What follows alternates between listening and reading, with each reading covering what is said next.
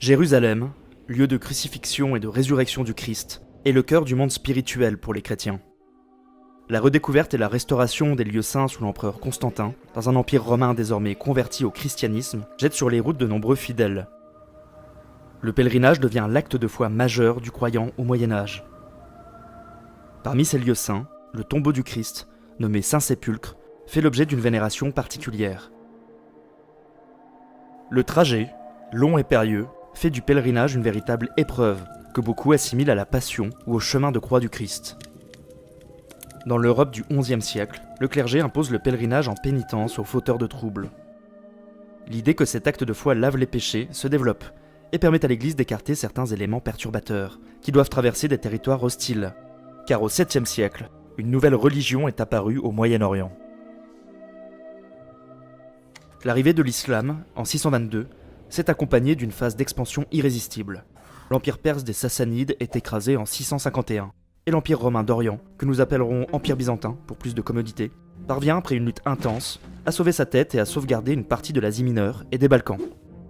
En un siècle, l'islam s'est imposé dans quasiment tout le Moyen-Orient, le long de la côte nord-africaine et en Espagne sur le territoire d'Al-Andalus. Organisé sous forme d'un califat aux mains de la dynastie abbasside de la branche sunnite, le siège du pouvoir est situé à Bagdad à partir de 752. La dynastie omeyyade se maintient en Espagne.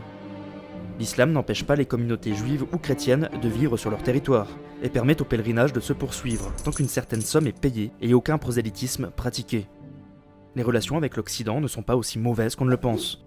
Par exemple, Charlemagne passe des accords avec le calife Haroun al-Rachid. Un équilibre très relatif existe donc, malgré les constants affrontements entre Byzantins et Abbassides. À partir de 909, les Fatimides, de la branche chiite, s'implantent en Égypte. Ils prennent Jérusalem en 969. Un événement traumatise la chrétienté occidentale. En 1009, le calife fatimide Al-Hakim détruit l'église du Saint-Sépulcre dans un excès d'intolérance religieuse. Ses successeurs calment le jeu et passent un accord avec l'empereur byzantin afin d'autoriser à nouveau l'accès à la ville sainte. Mais l'événement marque les esprits. Les pèlerinages continuent, avec un afflux particulier en 1033, pour le millénaire de la mort du Christ. C'est alors qu'une nouvelle force s'abat sur le Moyen-Orient, et rompt cet équilibre fragile. Convertis à l'islam en 985, les Seldjoukides sont des Turcs nomades, sunnites et rigoristes. Ils disposent d'une force militaire destructrice, et prennent Bagdad en 1055. L'ambition territoriale des Turcs devient dévorante. L'empereur byzantin romain Diogène tente de les refouler. Il est battu sèchement lors de la bataille de Manzikert. L'Anatolie passe aux Turcs. Nicée et Jérusalem tombent en 1078. Le califat s'émiette en différents sultanats ou émirats, avec des chefs constamment en guerre entre eux, mais toujours soumis à l'autorité centrale des Seldjoukides. Des exactions sont perpétrées sur les chrétiens et les juifs. L'accès à la ville sainte est coupé. Le pèlerinage devient impossible. Les Européens ne réagissent pas, seigneurs et barons étant trop occupés à se quereller pour des territoires ou des histoires de succession, dans une période où les rois ne sont pas encore en capacité d'imposer leur autorité. L'Église tente de mettre de l'ordre dans cette société guerrière, en instaurant deux institutions de paix, la trêve de Dieu, qui suspend les combats pendant une période donnée, et la paix de Dieu, qui consiste à endiguer la violence sur les biens de l'Église et les plus pauvres. La volonté de libérer les terres conquises par les musulmans est également à l'ordre du jour. La Reconquista espagnole s'effectue avec la bénédiction de l'Église, et de nombreux seigneurs du sud de la France y participent. En Sicile, les Normands convertis ont été encouragés à reprendre les territoires occupés, constitués en émirats. Surtout, à l'idée de guerre juste, qui consiste à prendre les armes lorsque les circonstances l'exigent, lors d'une invasion par exemple, se substitue l'idée de guerre sainte, qui va beaucoup plus loin, et accorde le pardon aux fautes des combattants qui font couler le sang des infidèles. Alexis Comnène devient empereur en 1081 et entreprend une campagne de reconquête. Afin de recouvrer ses territoires, il souhaite jouer sur les divisions turques. Malgré le grand schisme de 1054, qui a séparé Byzance et Rome sur des questions théologiques, l'origine de la foi reste commune. Et c'est pour cette raison qu'il n'hésite pas à entrer en discussion avec le pape, qui pourrait user de son pouvoir spirituel pour appuyer l'envoi de quelques troupes depuis l'Occident, dans leur lutte contre l'ennemi turc musulman et la défense de l'Église d'Orient. L'appel est entendu par le pape Urbain II. À l'issue du concile de Clermont, le 27 novembre 1095, devant une foule réunie à l'extérieur de la ville, Urbain II prononce un sermon qui va changer le cours de l'histoire. Il y évoque les malheurs des chrétiens d'Orient, byzantins, grecs et arméniens, et en appelle à l'union de tous les chrétiens afin d'aller délivrer les territoires du joug turc. Il accorde à ceux qui accomplissent ce voyage l'indulgence plénière, le salut de l'âme, et même aux soldats. Un moine exalté, Pierre l'Ermite, hurle « Deus vult », Dieu le veut. La foule enthousiaste reprend en chœur. La nouvelle se répand comme une traînée de poudre. Le succès dépasse toutes les espérances du pape, un peu trop même. L'appel, adressé initialement à la noblesse, est repris et déformé par des prédicateurs survoltés, qui excitent les milieux populaires. Ce moine venu d'Amiens, qui emporte les foules, Pierre l'Ermite, n'attend pas que les seigneurs s'organisent pour partir sur les traces du Christ. Une armée hétéroclite se met en marche dès le printemps 1096, composée de paysans, de femmes et d'enfants, de miséreux en tout genre et de chevaliers sans maître. Beaucoup savent que ce voyage, comme on nomme l'expédition à l'époque, sera sans retour. Le terme de croisade n'apparaîtra d'ailleurs que 2 siècles plus tard, dérivant du mot croisé, du fait de la croix cousue par ces pèlerins voyageurs sur leurs vêtements, qui se considèrent alors comme des soldats du Christ. La croisade de Pierre l'Ermite entraîne une flambée de massacres et d'exactions contre les Juifs, considérés comme responsables du meurtre du Christ. Beaucoup en profitent pour se débarrasser de créanciers embarrassants et d'effacer leurs dettes. Même si le prédicateur tente de calmer ses troupes, l'indiscipline règne. Après avoir longé le Danube, des échauffourées mènent à la prise de Belgrade et le meurtre de 4000 hommes. Apprenant l'arrivée de l'armée du roi de Hongrie, les pèlerins quittent courageusement la ville. Dans le sillage de Pierre l'Ermite, d'autres croisades populaires s'ébranlent, dites germaniques, et sont encore plus anarchiques. Extorsion, conversion forcée, pillage et désordre rythment ces périples. Devant ce déchaînement de violence, le roi Colomban massacre une bonne partie de cette deuxième vague populaire. Pierre l'Ermite réussit à atteindre Constantinople le 1er août. Alexis Ier préfère rapidement installer cette foule de l'autre côté du Bosphore. Trépignant d'impatience à l'idée de rejoindre Jérusalem, l'armée de fortune s'aventure en terre ennemie, sûre d'elle. L'armée turque les attend de pied ferme. Près de 20 000 hommes sont massacrés. La croisade populaire prend fin piteusement. Les quelques survivants rejoignent Byzance et se grefferont à la croisade des barons. Ils seront à l'origine des Tafours, combattants sanguinaires qui auraient mangé des êtres humains durant différents sièges, terrifiant les musulmans par leur réputation de barbares cannibales. En Europe, la mobilisation des chevaliers surprend la papauté, qui ne peut réunir toutes les armées sous un commandement unique. Les troupes sont divisées selon leur point de départ. Aux barons du Midi ayant participé à la Reconquista, comme Raymond de Saint-Gilles, s'ajoutent les seigneurs du Nord, Godefroy de Bouillon et son frère Baudouin pour la Basse-Lorraine, Hugues de Vermandois, frère du roi Philippe Ier, Robert Courteheuse, duc de Normandie et fils de Guillaume le Conquérant. Les Normands de Sicile se joignent également au voyage. Le départ de la croisade officielle est fixé en août 1096, après les moissons, afin d'assurer un meilleur ravitaillement. Les routes empruntées sont celles tracées par les pèlerins. La discipline est mieux observée, et les différentes armées se rejoignent à Constantinople entre décembre et avril. Les Byzantins assistent effarés à cet afflux d'hommes en armure, considérés comme des barbares, et qu'ils nomment de manière indistincte les Francs. Les plans d'Alexis Ier sont contrariés, lui qui souhaitait juste une aide militaire sous forme de troupes, qu'il aurait incorporée à son armée. L'empereur est un fin diplomate, qui se méfie de ces hordes, et envoie des escortes aux seigneurs pour les recevoir en grande pompe. Il organise le ravitaillement de leurs armées, et en jouant sur ce point crucial, réussit à recevoir l'allégeance des barons, qui lui prêtent serment. Les seigneurs francs devront restituer les territoires conquis à l'Empire. La croisade s'incorpore désormais dans la politique byzantine, et réussit une synthèse des objectifs. Restitution des terres perdues pour les Grecs, et libération des lieux de culte et des chrétiens asservis pour les latins. Godefroy de Bouillon, rejoint par Pierre l'Ermite, est le premier à poser le siège devant Nicée en mai 1097. Leur renfort intercepté, les assiégés turcs préfèrent négocier la reddition en secret avec Alexis. Au matin du 26 juin, le drapeau des Byzantins flotte sur la ville. Les croisés commencent à douter de la bonne foi de l'empereur et l'accusent d'un double jeu. Les armées croisées réunies avancent, guidées par Tatikios, un commandant de cavalerie légère byzantin qui représente l'empereur. Les Seldjoukides surprennent l'avant-garde de Bohémond sur les plaines de Dorilé. C'est au galop que les barons rejoignent le champ de bataille et, chargeant férocement, obligent les Turcs à fuir. Les croisés découvrent alors les forces de leur adversaire. Une cavalerie en armure performante, mais surtout, des archers montés, capables de tirs rapides et précis. La façade occidentale de l'Asie mineure est récupérée.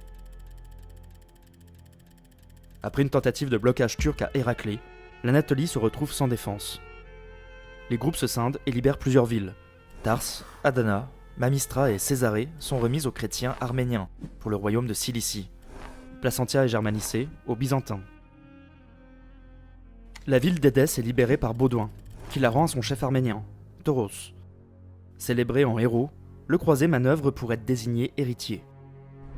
Par un bien étrange hasard, Tauros est assassiné, et Baudouin récupère le trône. Le comté d'Édesse, premier état latin d'Orient, est créé.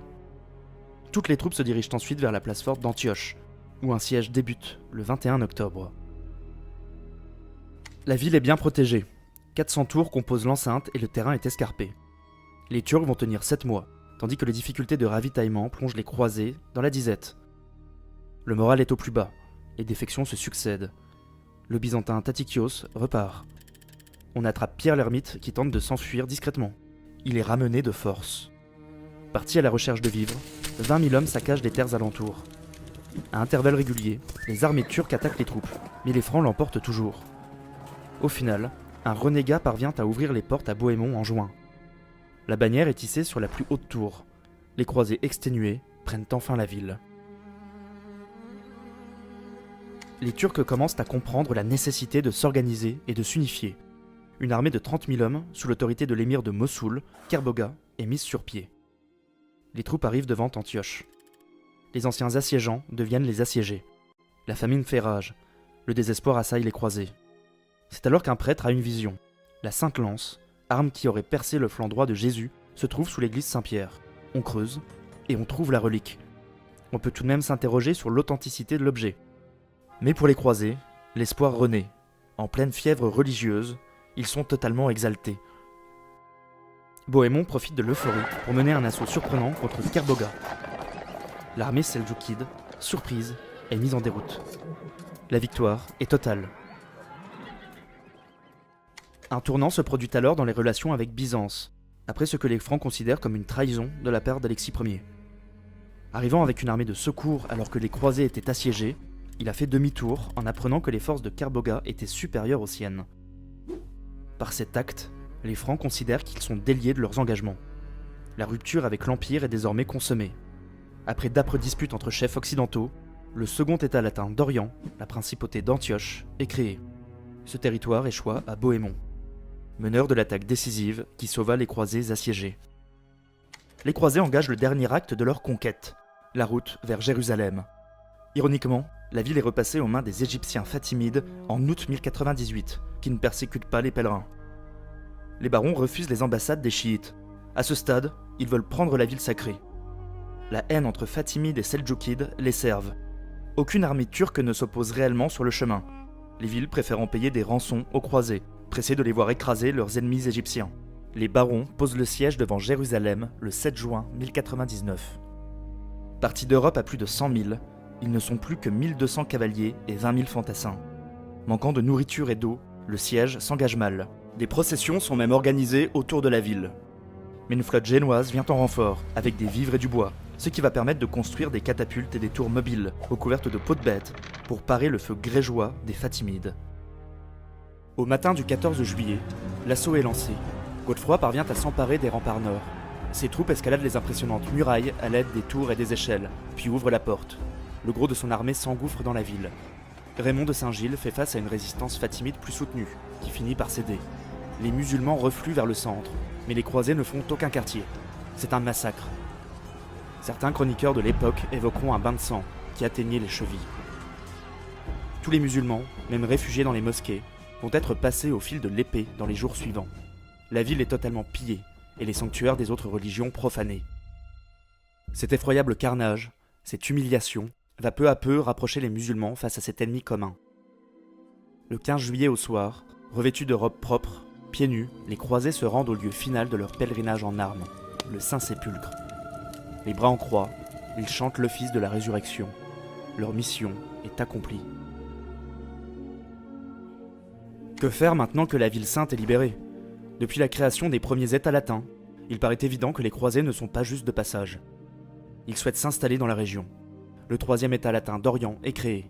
Pour diriger ce royaume de Jérusalem, Le choix se porte sur l'un des chevaliers les plus braves de cette croisade, et qui fait consensus parmi les barons, Godefroy de Bouillon. Il accepte cette mission sous le titre d'avoué du Saint-Sépulcre. Pour lui, il n'y a qu'un roi à Jérusalem, le Christ. Les Fatimides lancent une contre-offensive, mais sont battus à Ascalon, ce qui permet d'organiser les défenses de ces nouveaux États latins. Beaucoup de barons repartent en Europe, considérant leur mission accomplie. L'annonce de la prise de Jérusalem provoque un nouvel élan. Ces arrière-croisades vont se heurter à des Turcs qui s'unifient provisoirement, et pour la plupart être stoppés en Anatolie. La première partie du XIIe siècle va voir une consolidation des États latins d'Orient, et même la création d'un quatrième, le comté de Tripoli, malgré des forces inférieures, mais avec l'avantage non négligeable d'être ravitaillé par la mer. Les divisions et les querelles internes des Turcs et des Fatimides y seront pour beaucoup dans cette implantation réussie au Moyen-Orient. L'appropriation de ces terres par les seigneurs francs, qui n'était pas le but principal de ce voyage en armes, témoigne d'une certaine cupidité de la part des barons, mais aussi d'une volonté plus religieuse de relier la Jérusalem spirituelle à une dimension plus temporelle. Cette première croisade en appellera d'autres, dont les objectifs seront majoritairement la défense de ces États latins d'Orient face aux musulmans, qui vont s'unifier afin de recouvrer leur territoire perdu. Cela prendra 2 siècles.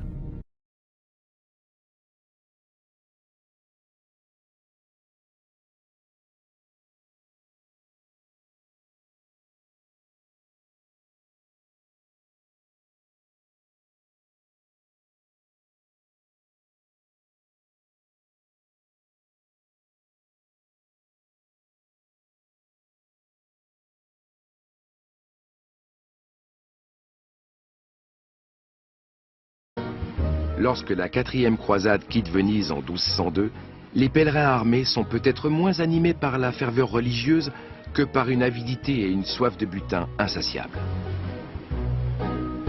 La route qui mène à Jérusalem passe par le Bosphore. Et là, que voient-ils miroiter devant leurs yeux? Constantinople, capitale de l'Empire byzantin, dont les palais et églises débordent de trésors. Les croisés font halte dans la métropole pour faire des emplettes, à leur manière. Depuis des siècles, les puissantes murailles ont résisté à tous les assaillants. Mais cette fois-ci, non.